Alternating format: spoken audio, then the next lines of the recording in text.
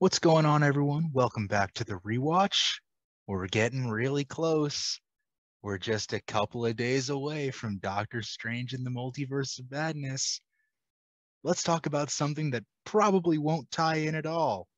We're talking Hawkeye. That's my last time hosting. Spin the logo. Max, what do you think of Hawkeye? Gosh, Hawkeye's such a fun ride.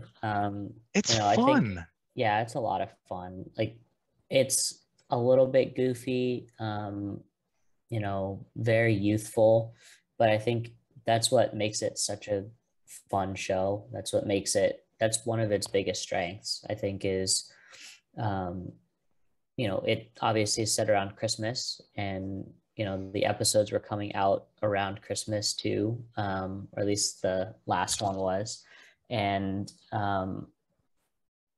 it just had that joy of the holidays in New York, kids wanting presents, family. It hit all the right notes in terms of like a good Christmas show or project or movie. And Haley Steinfeld, Jeremy Renner play off of each other really well.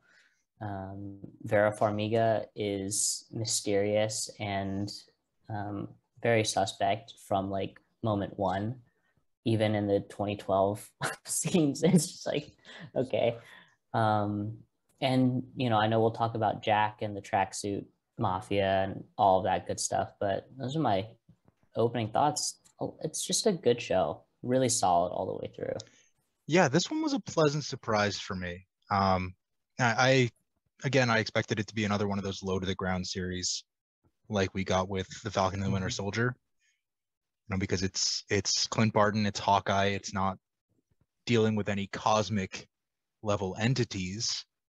So I didn't really expect something huge out of this, and we didn't really get anything that big in terms of scale with this show. But what we did get, and what you touched on just now, is a really fun, holiday-centric, action-packed action comedy mystery, which, we've talked about it. That's my jam. That's your jam. I was surprised at how much I enjoyed each episode. The first time I watched it, back in November, December of 2021, and now going back, watching it through, binging it today, it felt, it felt like a really, really fun experience. And I think, Jeremy Renner has been pushed off to the side enough in, every time he's been in an MCU film. Thor, he was introduced. The Avengers, he was brainwashed. Age of Ultron, he got a little bit more prominence, but it's Age of Ultron. Infinity War, he wasn't there, but Civil War, I'm going out of order, but Civil War, he was on Team Cap for reasons. And Endgame, he sort of stepped up a little bit. And then we get Hawkeye, he's front and center. Jeremy Renner gets to use his comedy chops acting off of Haley Steinfeld, and gets to be this, essentially an action hero, but like an action comedy hero, which I think I got a lot of vibes of his character in Tag, which is one of my favorite movies. Yeah. From Hawkeye in this show, which just elevated him even more. He could genuinely be a leading man in a series of action comedies, and it would work. Yeah, So yeah, and he's Jeremy Renner funny. is the standout here. He's really Well funny. deserved. Yeah, absolutely. And I think he also plays that reluctant hero really well too, which is a real it's a major through line within the show, and how much Kate idolizes him, and loves archery because he essentially saved her in the Battle of New York in 2012. And he gets that from other people too, like the LARPers, and Love the LARPers. the LARPers are fantastic. I I had mean, talk about a forgotten great addition to the LARP to before a show. before watching the show through again, just for the rewatch. I'd forgotten how big a role those guys play. Yeah. I remembered Clint's Like, initial encounter with them in episode 2, yeah. and I kind of remembered they were there in episode 6, but they are there throughout, and they're helping throughout. It's like most of the show. And they're great supporting characters. Yeah. Because they have that same sort of, respect and admiration for Clint as, oh, he's this Avenger, he's a superhero. But they're people who dress up in costumes and do fake sword fighting in the woods in the park. Yeah. And I think it really is like, okay, so just thinking about the first scene that we get in Hawkeye, and that's them sitting. That's young Kate. Clint.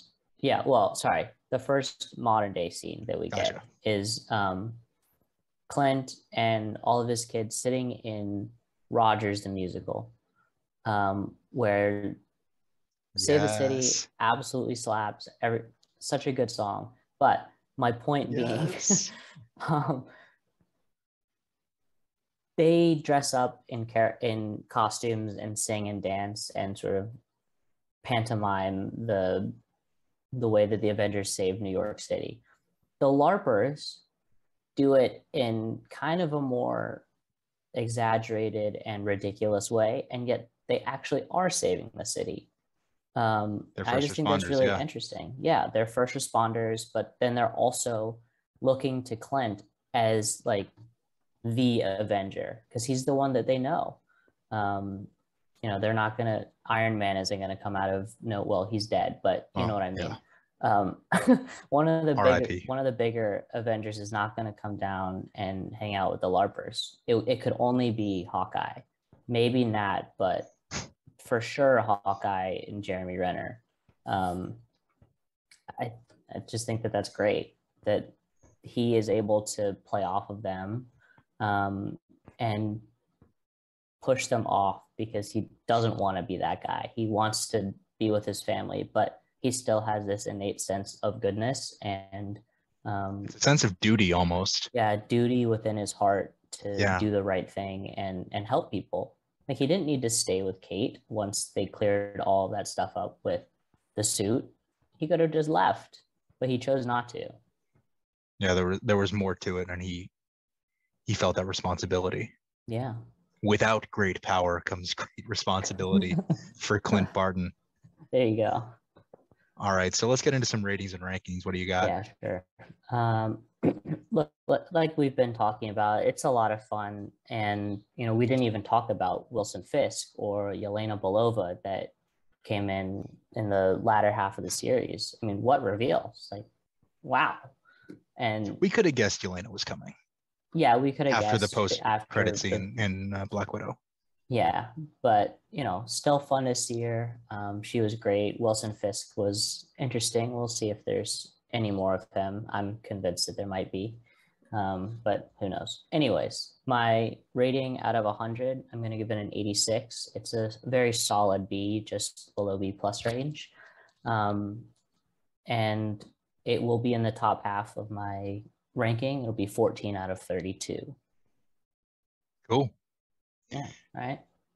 Yeah, I'm going to be a little bit higher on this one than you just because of how much fun we can have talking about it. Again, we're probably only, and I'm checking the time here, we're probably only at about 8 or 9 minutes by this point. But, we could go on for another 30, 40 minutes talking about Yelena or Wilson Fisk or Jack Duquesne, who we've brought up briefly, who's such a fun character. And, it's intriguing to watch him as the show goes on. But then once you know how his arc ends in the show, he's just so much fun to watch. You've also got Maya Lopez and Kazi, who we haven't brought up yet. Mm-hmm. Such great characters with such emotional depth. And we're going to get to see not more of Kazi because that ends poorly for him, but we're going to see more of Maya in Echo, which I'm really excited about. Yeah. Yelena Belova steals the show for me. I love Florence Pugh in this role.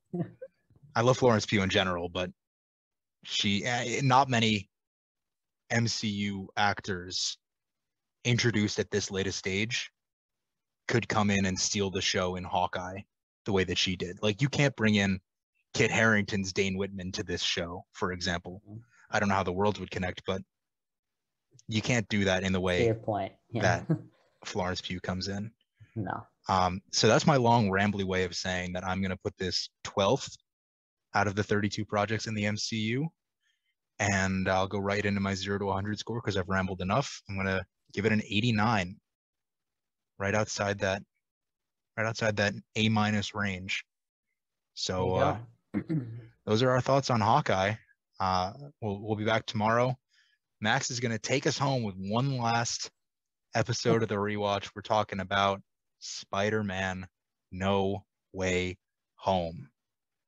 So my last time hosting. We'll see you tomorrow. Good night. Good night.